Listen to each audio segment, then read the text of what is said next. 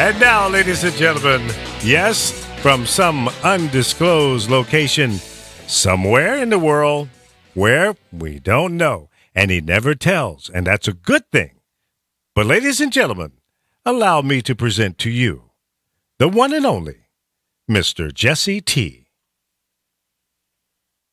My, oh my, oh my.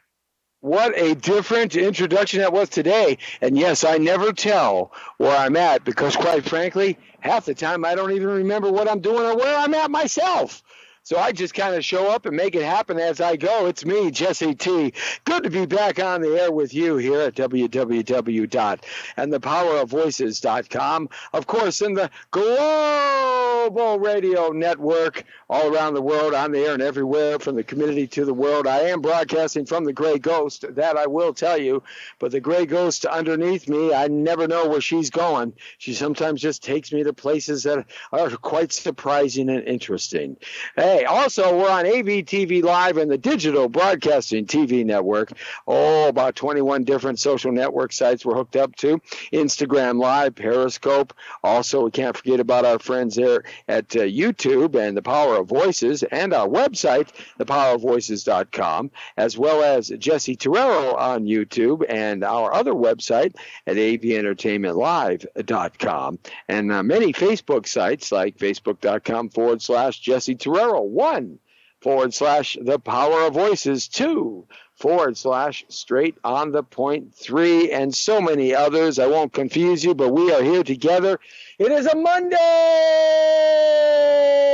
in Southern California, and what a beautiful day it is. Just another day in the Pacific paradise. A little bit hazy and smoggy. I came over the mountains, 10,000-foot mountain range of the Los Angeles National Forest today. Cut about 45 minutes out of my time into the valley.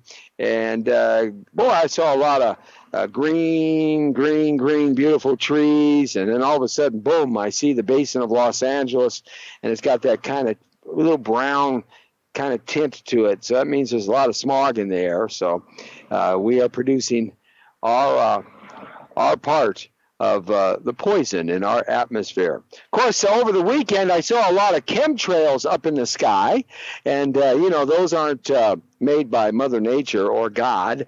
Those are actually made by jets crisscrossing the sky at about 65,000 feet. And many of them are remote controlled now, like the drones that they fly all around the world. And they're dumping boric silver nitrate and boric acid particles and all kinds of things into our atmosphere for about 50 years after World War II around the world to try to control atmospheric and weather conditions, but yet it poisons the ground and the water and our food and our vegetables and our trees.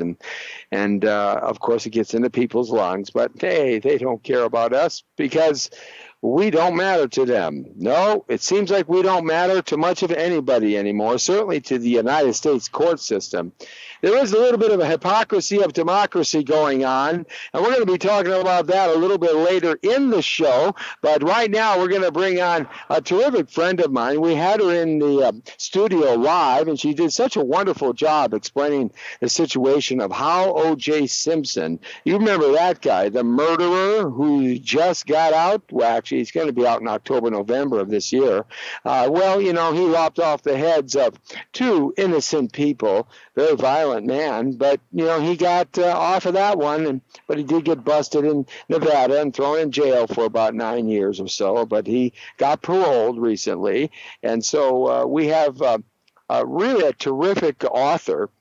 She teamed up with a LAPD detective, and both of them put together a quite extensive research into a book about O.J. Simpson and how he killed Nicole Brown Simpson and Ronald Goldman Jr. So, Ron Goldman Jr. So, with further ado, I'm going to bring on our show for the second time because she's got some updated information, which is really cool. And we got to keep the pressure on this monster, Cheryl Kane. Cheryl, how are you? Great, Jesse. Thank you for the introduction. And the name of the book is O.J. Simpson, the Killer, a minute-by-minute account of the homicides of Nicole Brown Simpson and Ron Goldman.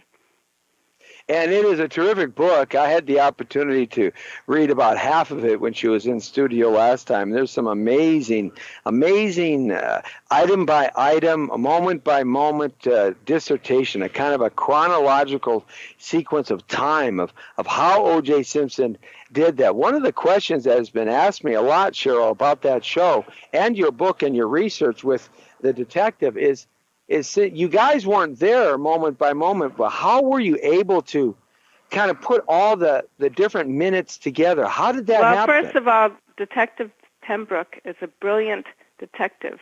He did hours and years of research on his over 400-page manuscript, which I worked on. But first of all, we have a prediction.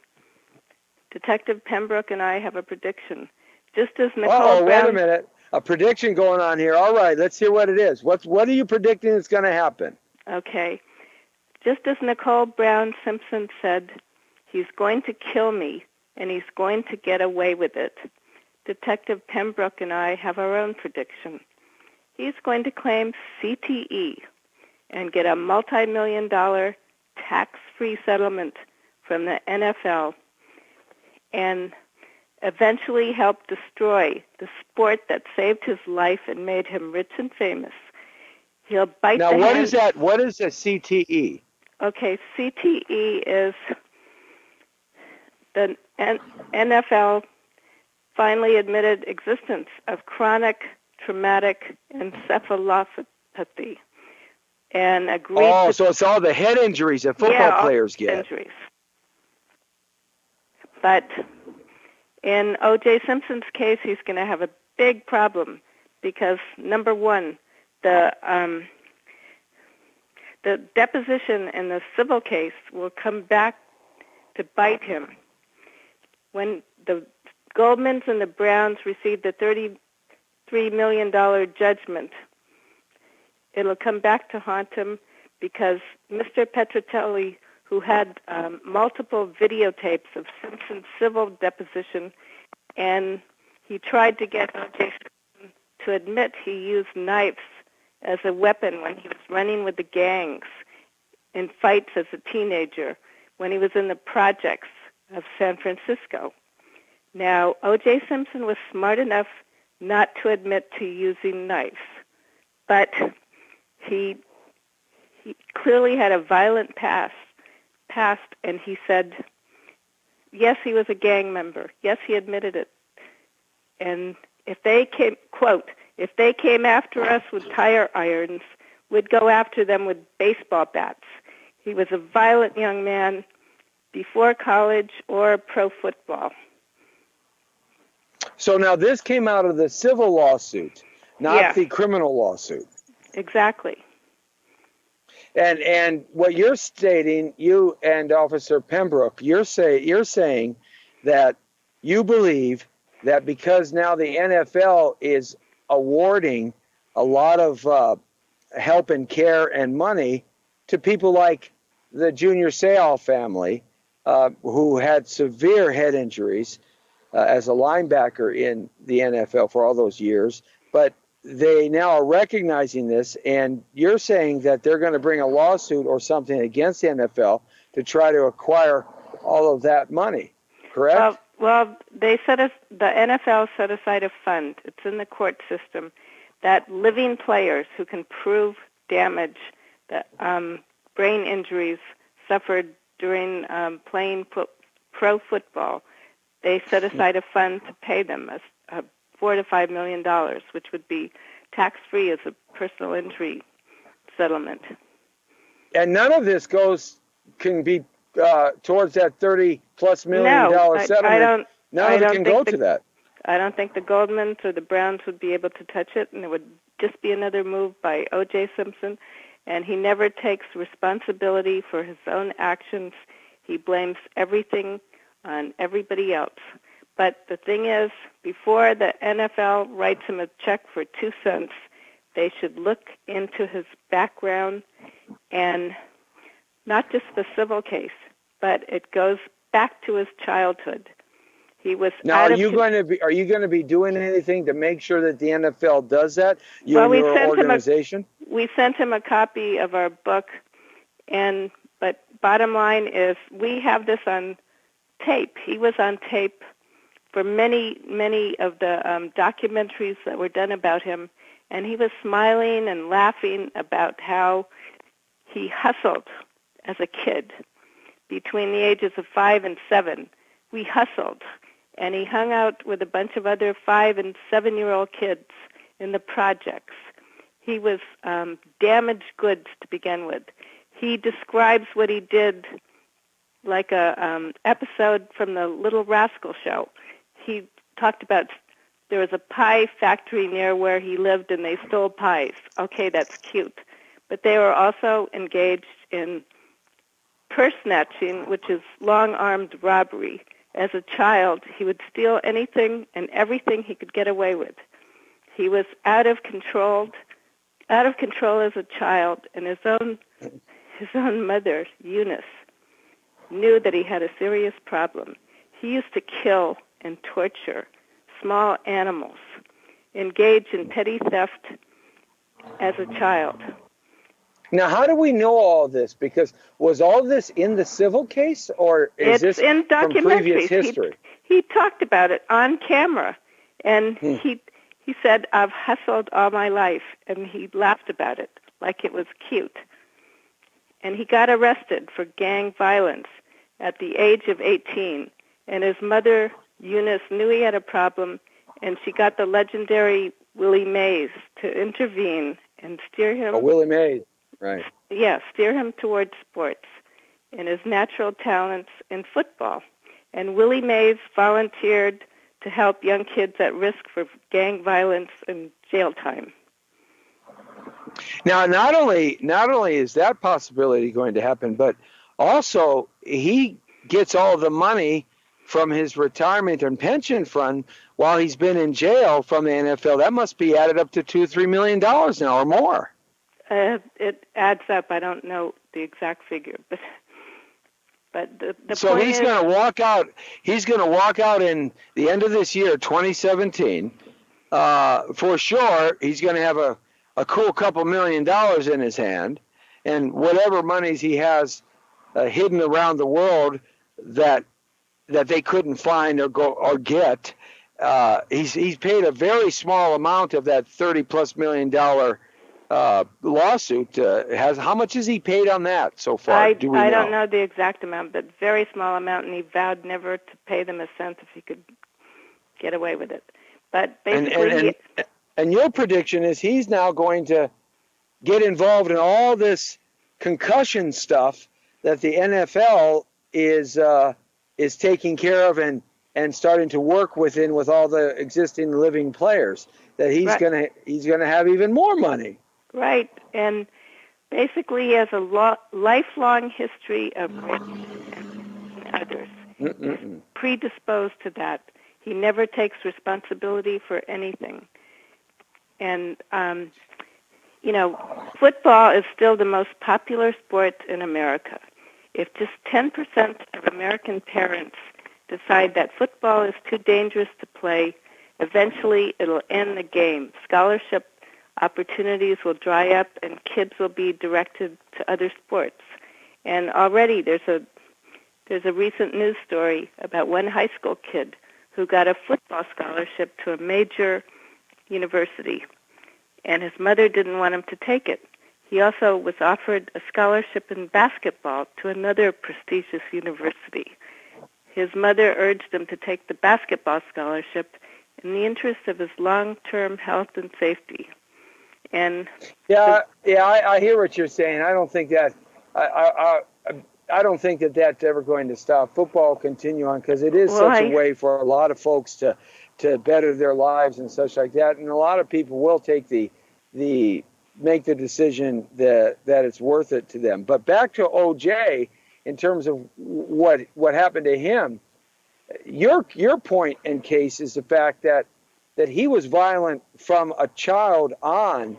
So this thing that happened with his murder of these two innocent people, this was just just a long line of his violence being exposed in the public forum. Right. He was born with no conscience, moral compass, and even his best friend, A.C. Cowlings, used to call him the instigator in gang violence. We have that in one of the documentaries.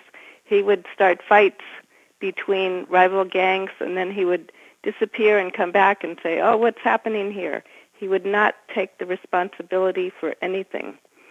And that's one of the things that you get from your book. A couple of things that just jump out at you from that terrific book is, one, the absolute violence of what took place, and two, the fact that there was absolutely no remorse or accountability for anything, and three, the evidence that was not allowed into the trial. These are the three things that you get out of your book that are just compelling. Exactly, and he should have never, in my opinion, gone free. No, and well, he should be in jail for the rest of his life for the murders, but that didn't happen. Well, there should have been extenuating circumstances too, with the death penalty hanging over him, in my opinion.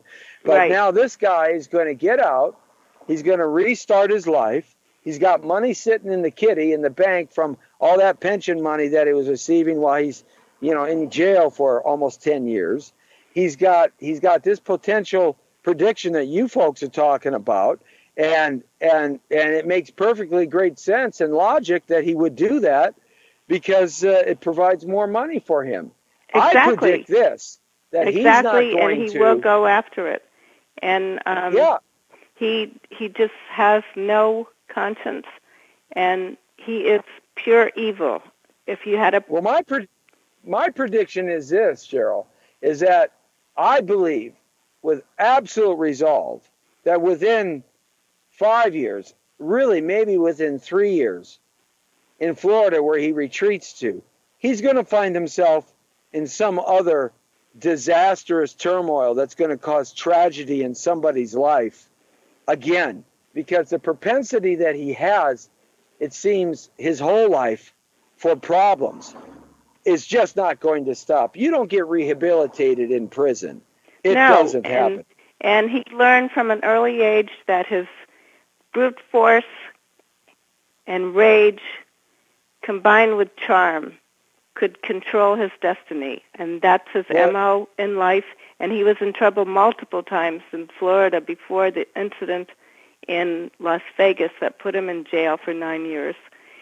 And he also charmed his way to the parole board members who granted him parole when the stuff has been released now on what happened at that parole hearing. And, with his O.J. Simpson smile and his O.J. Simpson charm. And his continuous lies, one lie after another. Right. I never did substance abuse. I always got along well with people. No one ever accused me of using a weapon against them.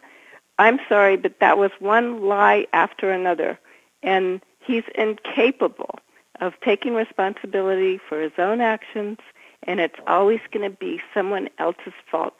He rambled on at that parole hearing for 30 minutes before he finally said, I take responsibility for my actions, I'm sorry. Then he started to blame, it was the security guard's fault. He told one lie after another. And Unbelievable. Yeah. Unbelievable. Cheryl Kane, everybody, the author with Detective Pembroke, and his manuscript and his research for years and years and years, and the author of a terrific book. And the title of the book, again, I want to make sure I get it right. What is it, Cheryl? It's O.J. Simpson, the Killer, a minute-by-minute account of the homicides of Nicole Brown Simpson and Ron Goldman. And basically, our bottom line is he can't blame his violent acts on the NFL and the sport of football any more than he can blame the Colombian drug lords or any other group or entity for the brutal murders of Ron and Nicole, which he committed in cold blood. It's all in the pages of our book. And that book you can buy just about anywhere now, can't you? Yes, I know it's you on can. Amazon and Kindle, I believe now. Yes, you can. And Barnes and Noble as well. Yes, you can. And if they don't have it in stock, you can order it. I Absolutely. think It's a anyone great should book. read it, It really especially is. if you're going to be his neighbor in Florida. Yeah, the whole neighborhood should get a book from your publisher in Florida. You talk about protecting the innocent citizens of that neighborhood. Oh, my goodness. Lord help us. All right, Cheryl. Hey, I appreciate you checking. Will you continue to keep us updated on these events? Because Absolutely, because we have to keep the pressure on O.J. Simpson. I have always believed that he murdered those two people.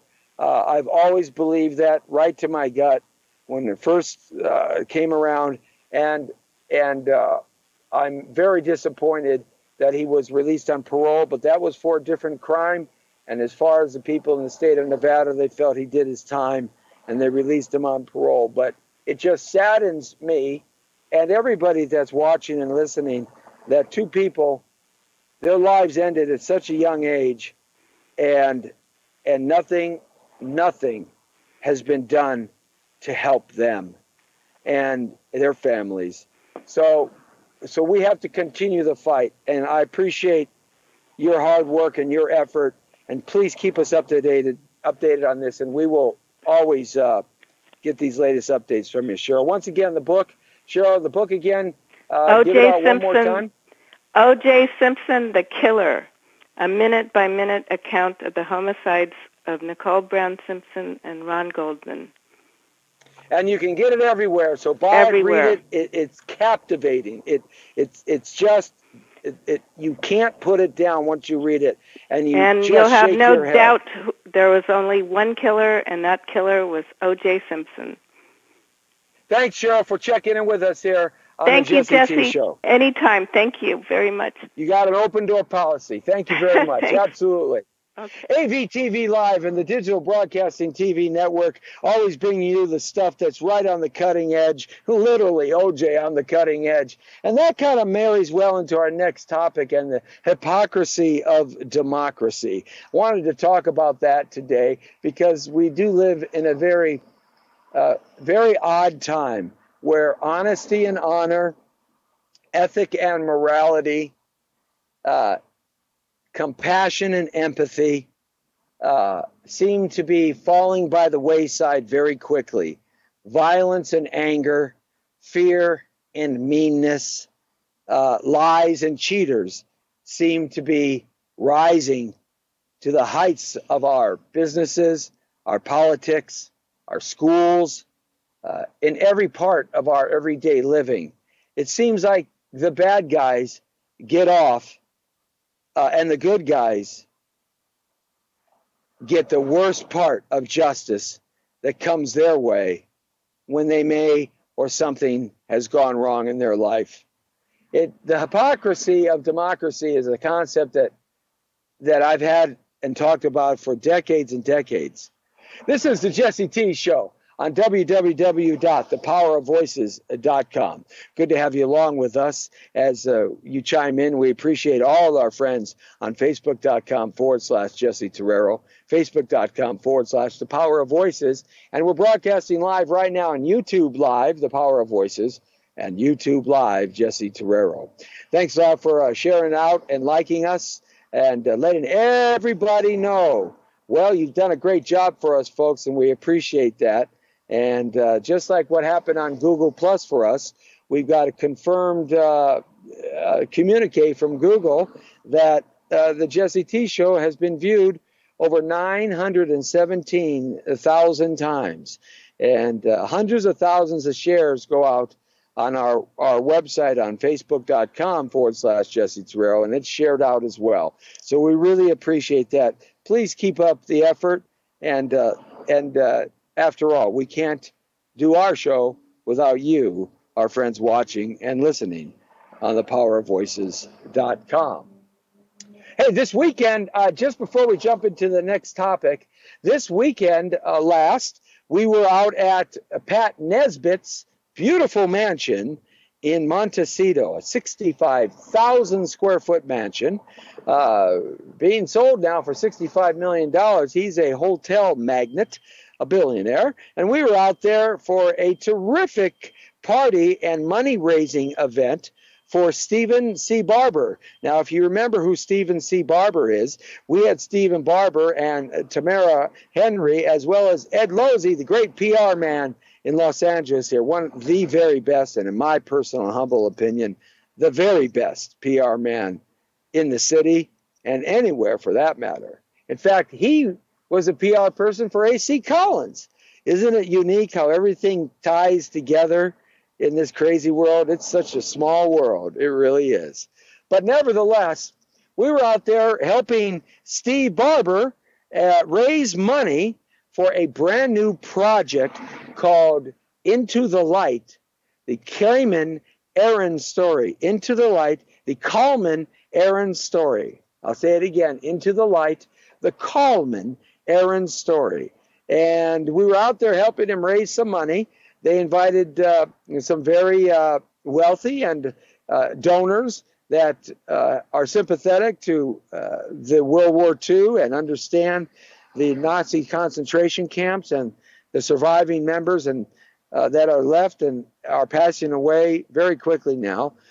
Coleman Aaron is still alive and living in Beverly Hills. He's one of the world's greatest artists, one of the world's greatest painters, portrait painters, landscape painters.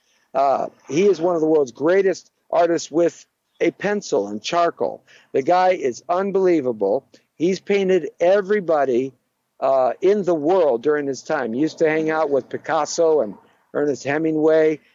He knew all of these people. He was a child prodigy artist, still is, and he has a compelling and very interesting story of how he survived 7 concentration camps. And just a real quick piece on that. His family was in one line. He was in another line because he was a younger child of 12 or so. And they were separating their families and putting them into different lines for the ones that would live and become laborers, the ones that would die and go into the gas chamber, the ones that would die by shooting them, the ones that would die by starvation. And as they got off the trains like cattle, the Nazis would separate them into these lines, and they separated his family over here, and they separated him over here because he was a child, and he was strong, 12-year-old. He was a boy that could work. He was going to go either be killed or into a labor situation, labor camp. His whole family was destroyed, murdered, and killed. Never saw him again. What he did, he picked up a scratched piece of paper that was on the ground, a piece of cardboard or something, and he had a pencil. And as he was standing in line, he sketched the Nazi guard officer, his face, absolutely perfectly. So the Nazi officer saw this kid doing that, and they were going to kill him immediately because that's what they did. They didn't want their pictures out there for any reason. Remember, there were no cameras at the time. So artists were very, very much in demand. That's how a lot of things were done, because nobody had cameras like they do today or video equipment or anything like that. So he sketched this picture of this Nazi officer guard, SS trooper guard, and the guy grabbed it from him and said, "What's this?" He looked at it and he saw his own self in this sketch.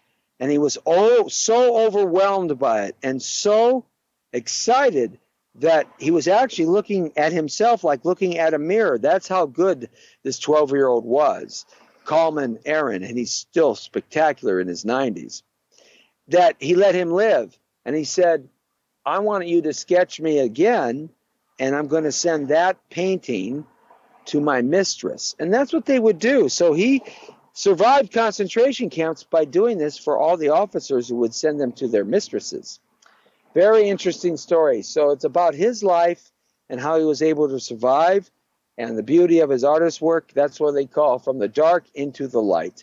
So we were out in Montecito, California for a terrific party raising funds for that. And we saw another terrific film about Colonel Ramsey that Stephen Barber made, and a filmmaker there. They presented this film. It was on last year's Academy Award nomination list as one of the best documentaries. It didn't win, but it was right there on the short list. So this was a terrific film called Never Surrender. So we had a great time, and it's up online. The archive show is on facebook.com/Jesse Torrero, and you can kind of swivel down a little bit or skim down a little bit. You'll see it in the photos that we have. And it was just a terrific outing, and we were able to help him raise some money and get the word out about this great film that they're shooting now, but they do have to raise more funds. So if you have some compassion towards this story and want to check it out, contact Steve Barber, and you can get his information off of IMDb. That's a website, IMDb. That's where all us Hollywood types have our information. So do that, will you? Now, talking a little bit about the hypocrisy of democracy. Have you ever felt that when you went into court, let's start right there, that you did something wrong, maybe not that bad, but you kind of did something wrong, or somebody's suing you, or you're suing somebody, and you had to go get representation because you didn't want to have the public defender, because everybody knows what the public defender does is just fill jails. So you go into court and you feel like, wow, the judge didn't even pay attention to you, or wow, the other party you were fighting had better attorneys and they could speak quicker and knew more law, or could oratory a little bit better, or wow, you feel like you just didn't get justice. And then you watch TV that night, and people like O.J. Simpson, who have $60 million to spend, hire the dream team, and he gets justice. Or people like Beretta. Remember Beretta, Bobby Blake, who killed his wife, but spent about $10 million, and he got justice his way.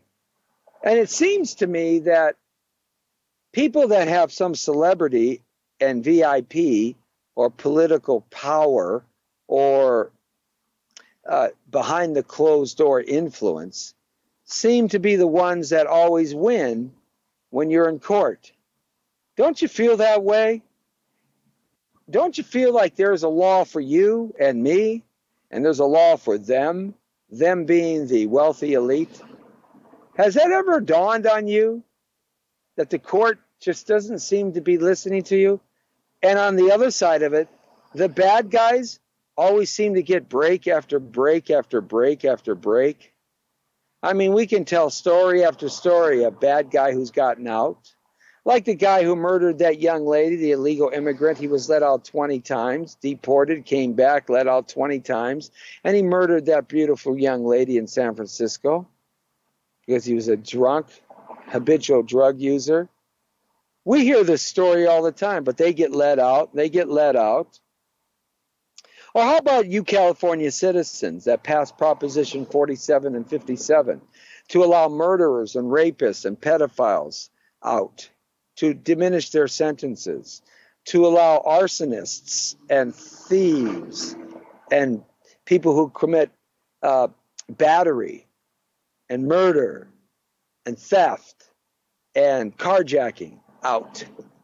But you get a ticket and the judge will throw you in jail for 30 days. Yep. Doesn't seem fair. Well, let me tell you, folks, it isn't fair. When I went to law school, I learned one thing in my first semester of law school. The first thing I learned, and it was told to me by one of many of the professors there from that point on, but he was the first one that said this to me, and I was 34 years old when I went to law school.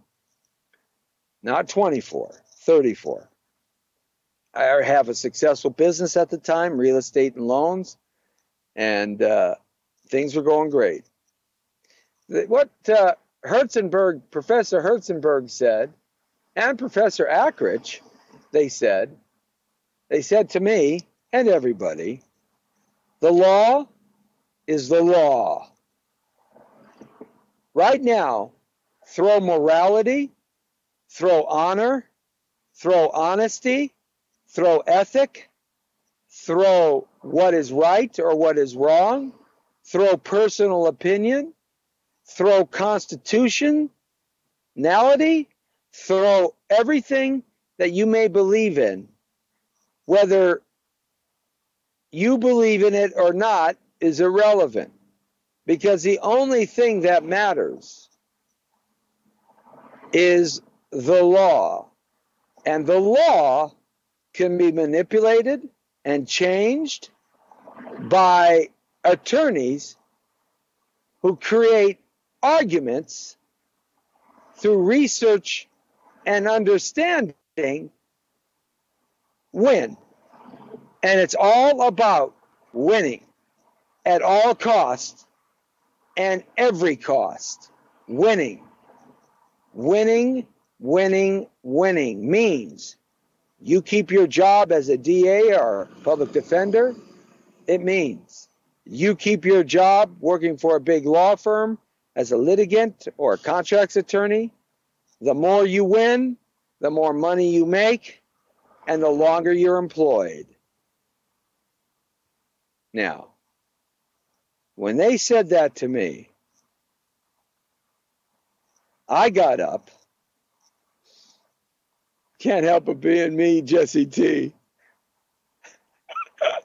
I got up, stood up, the class is hushed quiet, and I said, Professor Ackridge, what you're telling me that if I walk down to the front of the podium, and I went down the hall, the middle of the hall, between the two sides of the seats, and I walked down to the middle of the podium, and I come to where you're at, and I stood right in front of him, looking up at him, because he was on a pedestal, and I pick up that pedestal, and I touch the pedestal, and I take it, and I swing it at the top of your head, and I knock you clean over to that door. If I have an attorney like the Dream Team, because that's when the O.J. Simpson trial was going on, if I have an attorney like the Dream Team and you don't, there's a good chance I'm going to win. And you know what he said to me? There's a good chance you're going to win. And I looked at him. The class was hush quiet. And I raised my eyebrow like this. And I looked at him. And I went. I turned around and I walked back up to my seat. At that moment, I knew I was not going to be an attorney. I was never going to take the bar, and I was never going to be a lawyer. I was never going to do it. Because for me, ethic and honor, morality, honesty, a man's as good as his word, and if his word's no good, he's no good. Same goes for women. That means everything to me. There's common sense and logic in what is right. The universe has right and wrong in it. That's built in. And we know what's right, and we know what's wrong, unless we're psychologically impaired or drug-induced in some chemical reaction. We know what's right, and we know what's wrong. And I knew right then and there that I was not going to be an attorney. So, I learned a lesson that day. And he then, as I was walking back up and sat down, Ackridge said, when you go into the court of law, it's a 50-50 chance. In criminal law, when you break statutory or statutes, you broke the statute, it's more cut and dry. Well, I said, it wasn't cut and dry for Nicole Brown Simpson or Ron Goldman Jr. They got cut and their bodies dried out, and OJ got to have a wild time in Florida. It's the hypocrisy of democracy, folks. And it starts in our court systems. The liberal lunatic lefties have created such a liberal court system here in California through the assembly, the legislature, and the Senate, and the governor, that we live in a society where really there is no law. If you're a bad guy, you get the law on your side, and you get let out. If you're a bad guy, you get the best attorneys, and you get let out. But if you're a good guy, just trying to do the right thing, and you think that truth and honesty will prevail, oh, it does, but not too often. Shame, isn't it? The hypocrisy of democracy. Now think about that for a second. Where else do we find hypocrisy? Oh, could it be in the political agenda? Maybe so, huh? Doesn't it just bother you folks and irk you to the bone that our politicians lie, cheat, change their story, have scandal after scandal, go in not rich but come out wealthy elites? Their smug, obnoxious, greedy, powerful attitudes, that their poop doesn't stink. Doesn't it just bother you to see people change their position because the political wind says they should? Because if they don't, they won't get reelected? Doesn't it just bother you at all that our political system is filled full of greedy people that are self-centered and only care about themselves? Do you not see that? Do you not see that in what they're doing to Donald Trump? Did you not see that in what they did to Obama? Did you not see that in what they do to Bush, Clinton, all our presidents who are at the top of the heap of hypocrisy? All of them. Can't you understand in any kind of minimality that really the politicians do not care about you? They don't. They care about themselves and getting reelected. I ran for city council here in the city of Los Angeles recently for city council seat District 7. A corrupt councilman vacated the seat before he got hauled into jail. Yeah. Then he went out and got $1 million consultation job because of all his backdoor contacts. Yeah. Unbelievable, huh? Felipe Fuentes. Anyway, my opinion about him is very low because he did nothing for his district. Nothing. Nothing. Okay. I ran for that chair, that seat, up to September, October of last year. And then I decided to step out and not run anymore. And the reason why I did that was very simple. I am the co-director of the Coalition Against Human Trafficking here in Los Angeles. At that time, I was working with my friend, Cindy Sauer. And we built a coalition, and the name of it is CAHT, C-A-H-T. We were able to clean up an area that had a 100-year human trafficking and prostitution, pimping, and John problem. 100 years. Since San Fernando Road was a dirt road back at the turn of the 20th century. We're talking 1867. We were able to clean it up. When I joined the team, she had been fighting it for 25 years. I came on board and we cleaned it up within 3 years. Now, I've been doing this for 7 years, 8 years now. So, in saying that, we created all kinds of noise for the newspapers and all the TV news stations and radio stations. They were constantly interviewing us and myself. And since I had the most experience, I was always the one being interviewed. And I spoke at the John program. That's where the guys who and girls who solicit sex illegally on the street get wrapped up in sting operations. They have one chance to expunge it from their record. And I would speak at the John program for a couple of years as a community activist and community member, talking about what they're doing to the community. We saved a half a dozen plus little girls, 12-year-olds and 13-year-olds, from being scurried out of the country or over state lines. We busted ourselves, were contributing to 59 busts of human traffickers and pimps. We helped foster all the programs of the human trafficking task force team here with LAPD and the county sheriff's department, because we were creating so much noise with the city council and the news and the mayor and the senators, and all the way up to the federal level with the help of Tony Cardenas, Congressman Cardenas, and his juvenile justice program.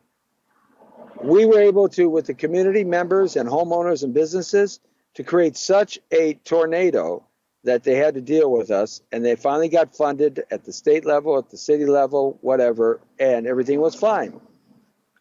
Then they started cleaning up the problem, and they really got on board, and it really started to grow exponentially, the cleanup problem. But then one day,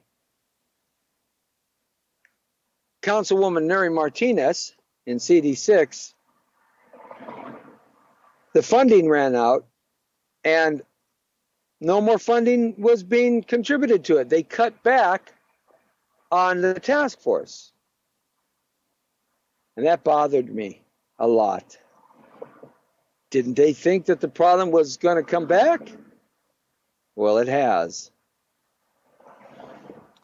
You see, it helped her get reelected. It helped her get elected, and it helped her solidify herself as a warrior. Now, my hat's off to Councilman Neri Martinez, Councilwoman. She's done a great job, but they've kind of stopped a little bit. Now they're getting back on board.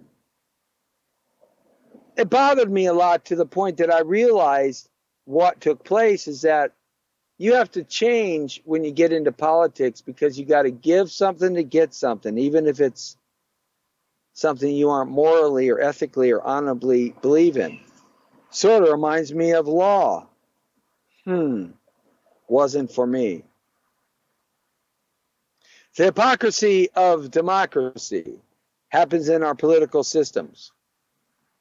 It certainly happens in our fake news media of CNN and all the other ones. Fox has a certain amount of fake news too.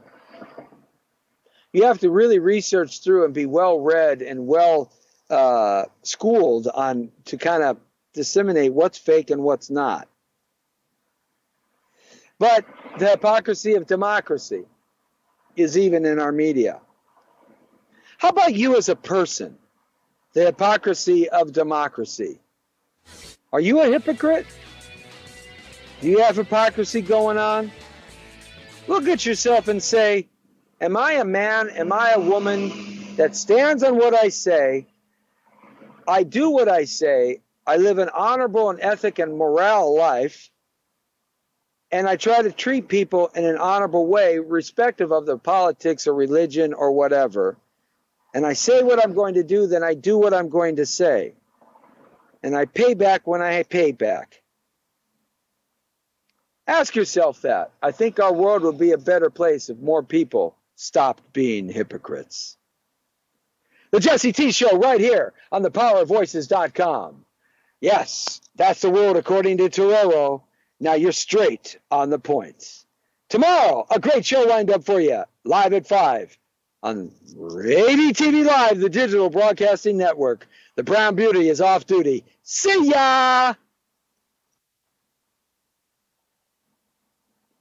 Why are you leaving now? Because you played my anthem. But it's not playing now. You've got 6 more minutes to run your mouth. Oh, I can run my mouth for 6 more minutes. In fact, since the show is over with and we're still on the air, what I'm going to do is I stopped off at El Pollo Loco, right? And I got myself a vegetarian burrito, right? Because I'm training hard. In fact, I'm going to go run Griffith Park Mountains. Look at the size of this burrito. Is that a monster burrito or what? And I'm going to take a bite right now. Mmm. Mmm. Mmm. Mmm. Mmm. Mmm. Mmm. This is really good. The El Pollo burrito. Big, thick, juicy, vegetarian style, no chicken, an extra scoop of beans. Mm. It is the best thing to eat when you're hungry.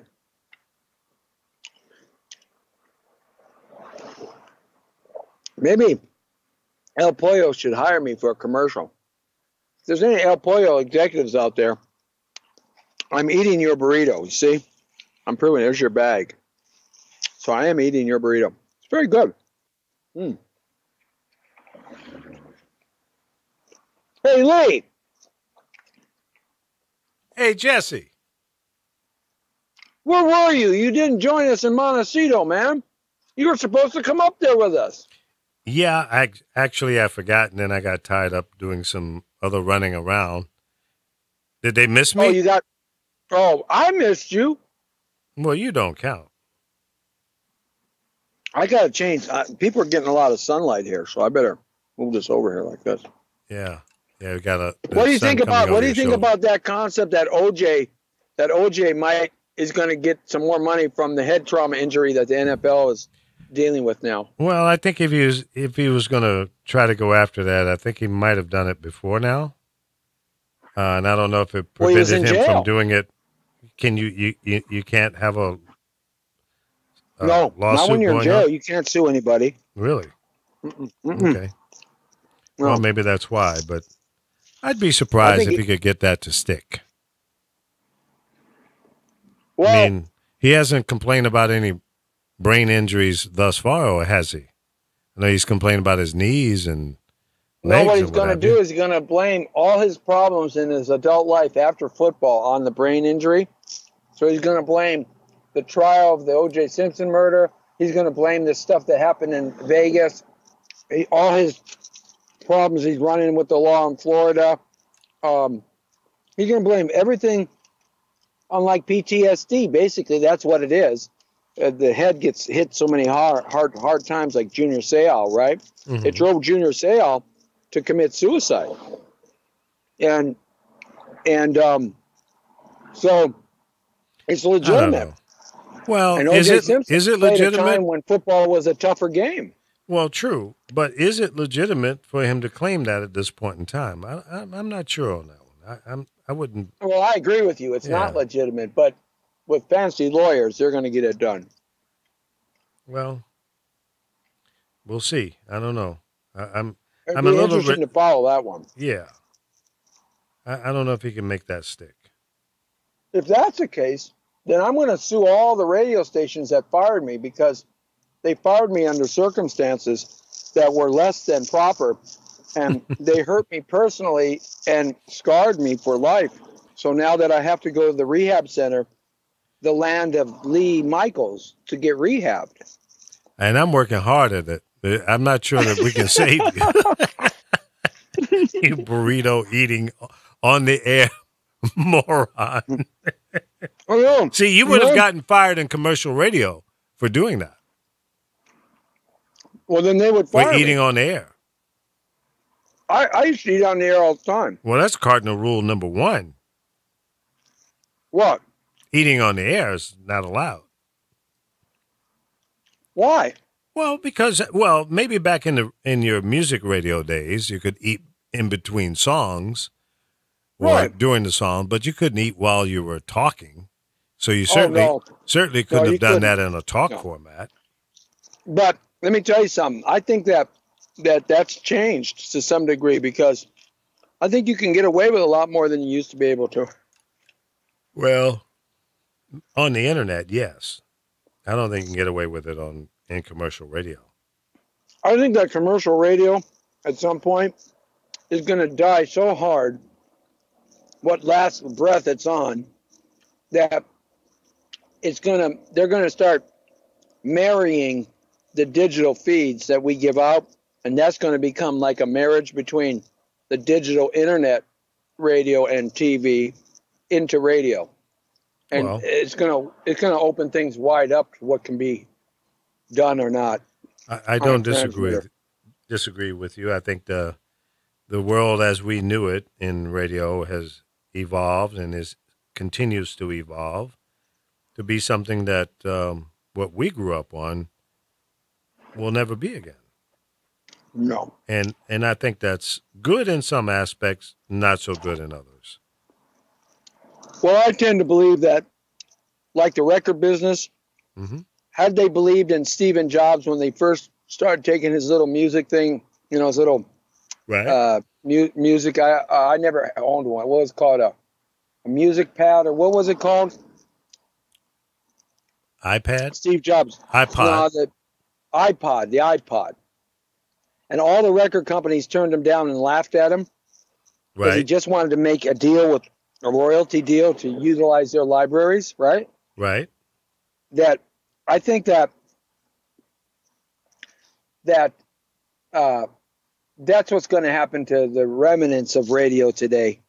They missed the opportunity to become the leader of digital TV and digital radio.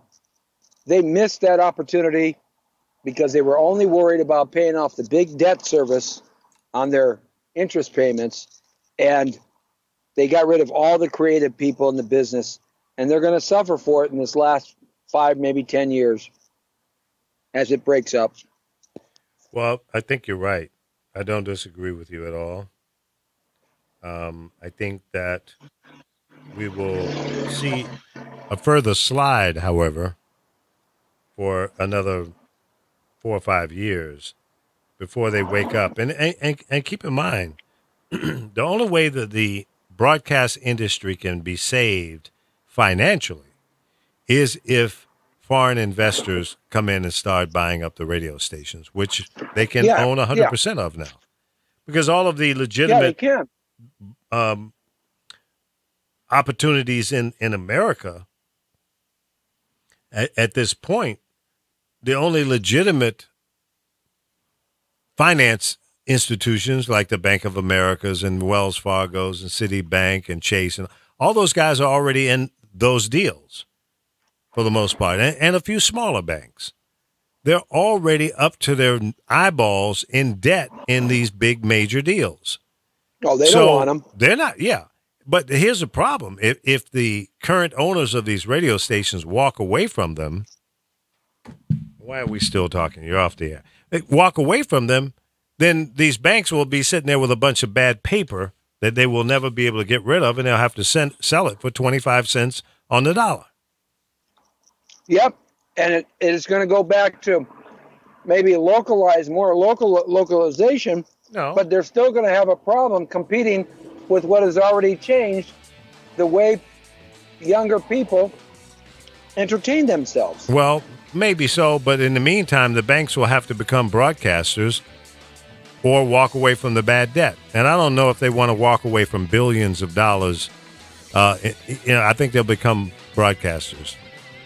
And they'll hire management people to come in and run it, but they're still going to be faced with the same problem. No creativity. Then it's going to come full circle around that Jesse T can eat a burrito on the air? Oh, no. Man, I like that. No, that's not going to happen.